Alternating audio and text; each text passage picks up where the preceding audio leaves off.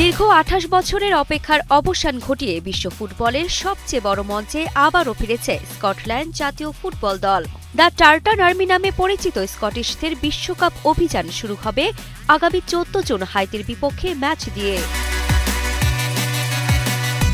১৯৫৪ সালে বিশ্বকাপে অভিষেকের পর স্কটল্যান্ড মোট ৮ বার খেললেও কখনোই গ্রুপ পর্ব পেরোতে পারেনি।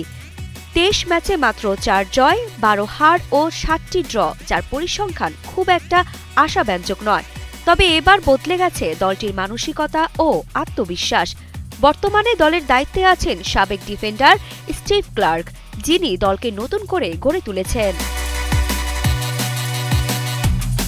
২০১৯ সাল থেকে স্টিভ ক্লার্কের অধীনে বদলে গেছে স্কটল্যান্ড। দুর্দান্ত বাছাই পর্ব পেরিয়ে